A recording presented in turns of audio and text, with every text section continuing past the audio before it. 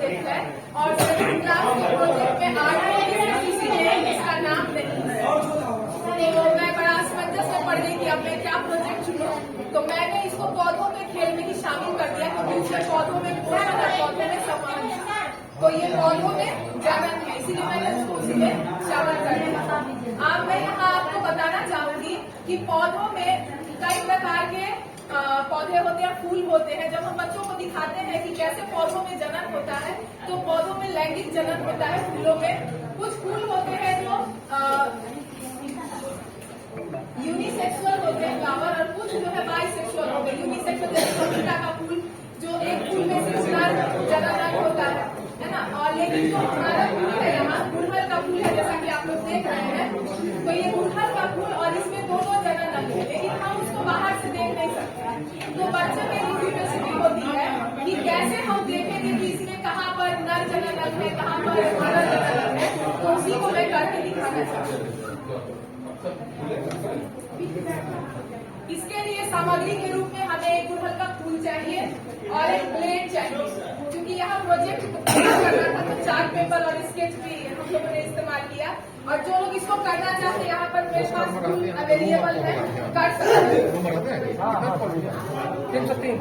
जो करना चाहिए ले जा सकते हैं। देखिए 303 में 3 आदमी हैं, कर लीजिए। ठीक है, कोई बात नहीं, हम इसे स्कूल के नाम पे ले लेते हैं। फूल को इतने यहाँ से गट्टी से थोड़ा सा तोड़ लेंगे और उसके बाद इसको सावधानी से, क्योंकि बहुत नाजुक होता है ना, फूल के नीचे अंदर अंग बहुत नाजुक होते हैं। अब जैसा कि इस चित्र में आप देख रहे हैं, इनको कहते हैं पंखुड़ियां या पेटल्स जिसको कहते हैं ना। ये सेपल्स हो गया, उसके बाद इसका जो स्ट्रक्चर आप अंदर का देख रहे हैं, ये है ये मादा जनन अंग है, जिसको स्त्री केसर, पिस्टिल या कार्पिल भी बोलते हैं। और ये जो है मेल या नर जनन अंग है, जिसको हम स्टेमन बोलते हैं या केसर बोलते हैं। तो इसमें क्या होता है, ये देखिए आप परागकोश दिख रहा है आपको, जो परागकोश ये येलो कलर का और इसमें परागकण है, बहुत बारीक होते हैं, ठीक है। और ये इसका जो धागा है वो तंतु कहलाता है, जिससे ये जुड़ा हुआ है स्टाइल से। ये जो स्टाइल है जिसको वर्टिका हिंदी में बोलते हैं, उससे जुड़ा हुआ है तंतु से। तो ये परागकोश में बहुत ही महीन परागकण पाए जाते हैं, जो कि परागन में भाग लेते हैं। हम लोग जानते हैं पराग का जो है वर्टिकाग्र पर जाना ही परागन कहलाता है, ठीक है।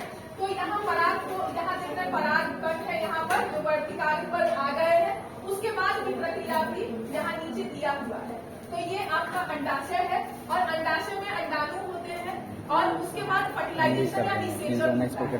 तो ये आपका शॉर्ट में हम सिर्फ स्त्री केसर का बनाए हैं पिक्चर। तो इसमें जब जैसे ही दो तरह के परागन होते हैं, सेल्फ पॉलिनेशन और क्रॉस पॉलिनेशन, यानी स्वपरागन और तो जब एक ही पौधे के दो फूल के बीच परागन होता है या एक ही फूल के नर मादा के बीच परागन होता है, तो हम सेल्फ पॉलिनेशन बोलते हैं। और जो अलग अलग पौधों के फूल के बीच में होता है तो उसको क्रॉस पॉलिनेशन बोलते हैं।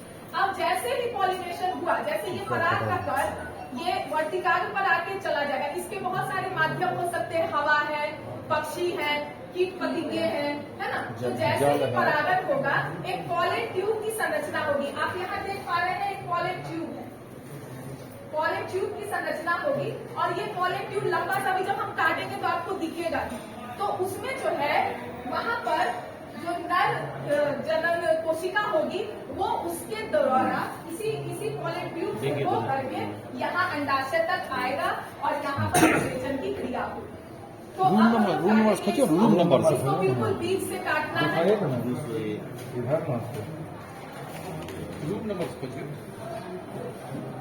इसको ऐसे काटेंगे कि हमारा जो वर्टिका जो स्टाइल है ये टूटे नहीं। और जैसा कि आप देख पा रहे इस तरह से दो भागों में बट गया है, जैसा कि यहाँ